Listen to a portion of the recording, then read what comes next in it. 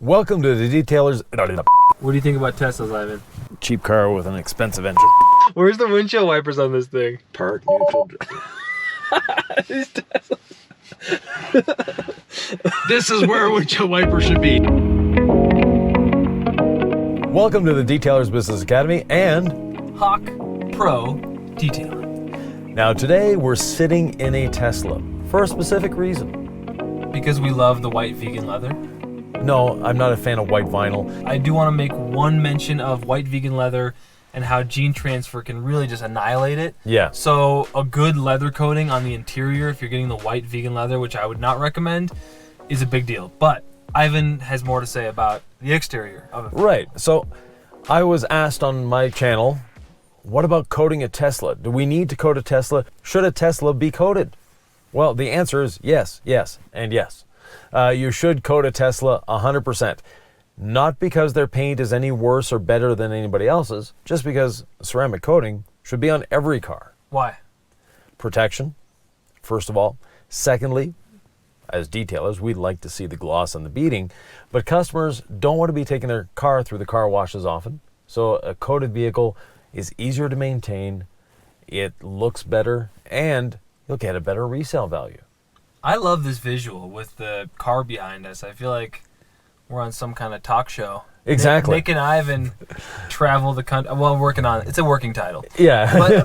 But the idea that someone would ask you, should I ceramic coat my Tesla, leads me to think there's a lot of people out there who are still confused about what's going on in car world. They're spending so much money on cars, right, and yet there's some really basic things that they don't know. Exactly. One part of the question was, well, it's aluminum. Is that different? There's a lot of cars out there are aluminum these days. And actually the best-selling vehicle in North America, the F-150, is all aluminum.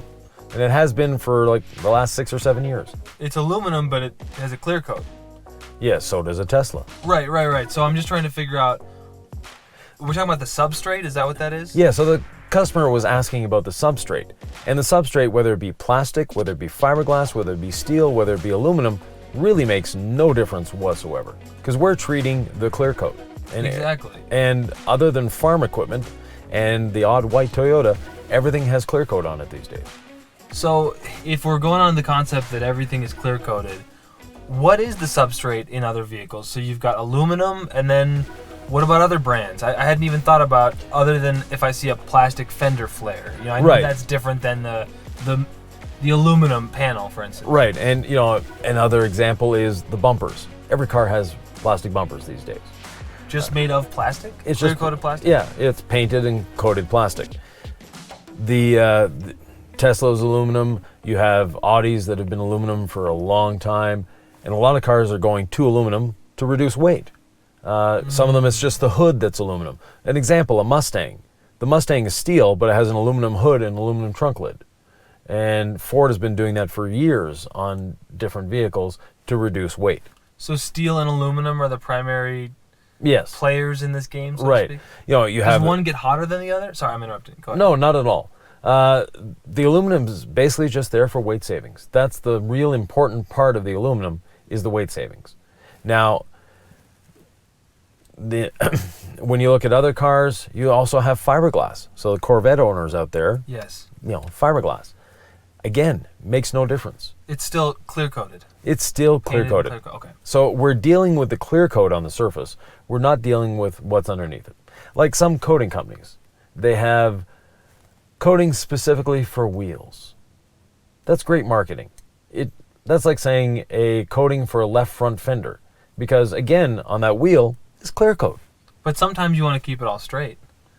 Think about the do-it-yourselfer out there. If you told them it was for the left front wheel, they'd probably buy it and organize it like... Yeah, exactly. Like our, and all love to like a Matt or a Pan the organizer. But there's people out there who want everything to be spelled out from exactly. And if Matt or Pan, again, much respect, tell them to buy a front, left, you know, they'll probably be like, oh, well, okay. Yeah. When I started detailing, I was literally looking for a specific cleaner for my floor mats. Right. And now I know an all-purpose, but I literally went to Chemical Guys and I bought like their floor mat cleaner. Right. So it's not that wild to think that somebody could get marketed to like that. Oh, definitely. And, you know, professional detailers get marketed that way every day. Yeah. So, the consumer side of it, yes.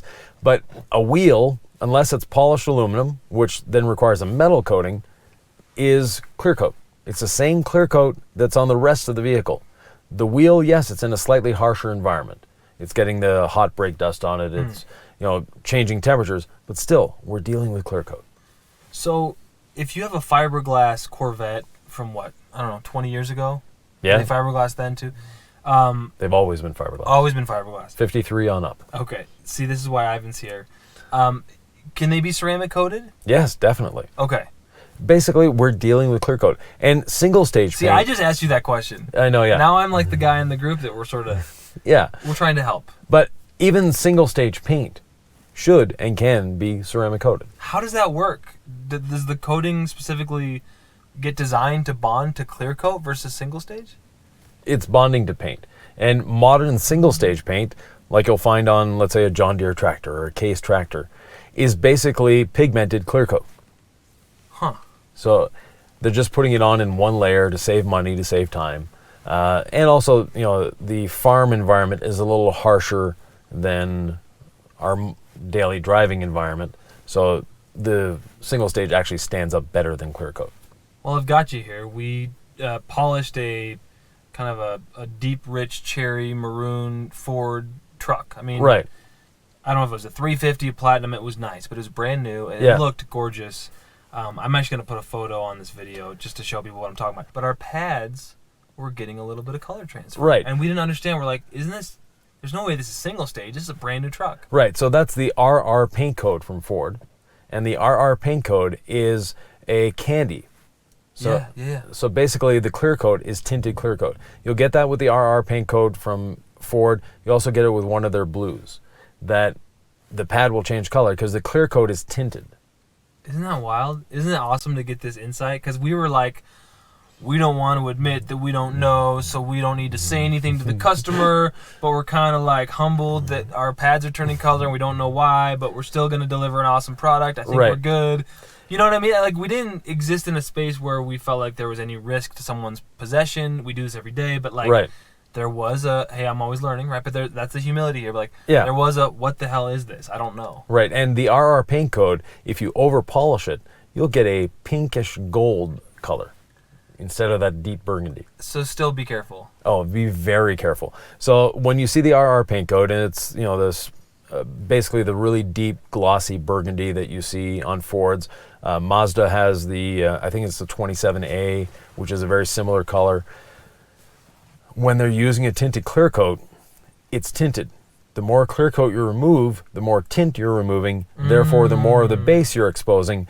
Therefore, the color actually changes. Would burning clear coat look the same on that particular paint? No, it If would you went look all a the lot way to worse. burn? Oh, it would look worse? Yeah. Okay. It's not a good thing. But anyways. Circling back around. Yeah, should you ceramic coat a Tesla? Yes, and if you have the if you have the vegan interior, and again, it's basically vinyl, people, but great marketing on their part to say it's vegan leather. Basically, it's a cowless leather, meaning it's vinyl, it's plastic. Yes, definitely you want to coat that. And speaking of leather, when you buy the leather option in most cars today, other than maybe a Rolls-Royce or a Ferrari or some very high-end vehicle like that, you're actually dealing with vinyl. You're not dealing with leather. Now, there's leather underneath it, but that leather is coated with a vinyl paint. So bottom line here, fiberglass, aluminum, leather, not leather. Plastic. Everything is coated with a clear coat that honestly can be coated. I mean, leather Yes. can be coated, interior plastics can be coated. I've done that on my cars, and the reality is if you're going in and out, the bolster on your driver's seat, anything with abrasion, like a windshield coating, will wear down over time. Exactly. But it was going to wear down whether you had a coating on there or not. And so I think it's a great idea to do an interior coating inside your car. Definitely. And if you own a vehicle that the interior color is like this, very white, or light gray or beige, and if you have to decide whether you're getting an interior coating or a paint coating, get the interior coating. Really? Because that's the one that is actually going to impact the resale value of the vehicle even more. Because if your white leather looks bluish because of your jeans, it's not going to be a good easy sell. Wow. Dropping wisdom bombs with Yvan Lacroix in the vegan leather spaceship. Do you guys like the setting? Should we do more car talk? This is a nice. It has a vibe in here. I like it. I feel like we're talking about important And the sound things. isn't too bad either. There's a nice echo, but a dead echo. Anyway, Yvan, thank you for talking to me. I know this is your channel too. Well, it's our, this is a simulcast. Oh, very fancy. Yeah. Just like the vegan leather. Right. And these seats, and I don't know. What do you guys think? Do you like the white vegan leather? Comment down below. As always, Yvan is going to be responding to some of the comments as well. So if you're watching on my channel, ask questions. Yvan can answer them. I try to stump this dude, and you just know a lot about. I mean, this has just been your life for how long? 40-some years. Yeah, longer than I've been alive. I'm Yeah. 35. I'm not a spring chicken anymore. Yeah. There's 17-year-olds out there trying to get in the game. So Right. every day we're always learning. Exactly. And Jason Rosa said that too. He's learning every single day. And when you hear that from people who truly care about whatever they're doing, their craft, you look at them and then you're like, oh, that's the game. You just keep improving. You just keep learning. That's life, and then you're dead. Yeah, exactly. The day you're not learning is the day you should change careers. Because if you know it all, you need to start over. Because there's no way you do. No, you'll never know it all. I learn every day. I do trainings, I do coaching, and I learn every time I do a coaching session. I learn every time I do a training. Okay. So thank you, Yvan. We will see you guys on the next video, but make sure, leave the comments below and let us know if you like the white vegan leather. That. And if you have any questions, comments, thoughts, or ideas, leave them below. That's my ending tagline. And we'll see you in the next one.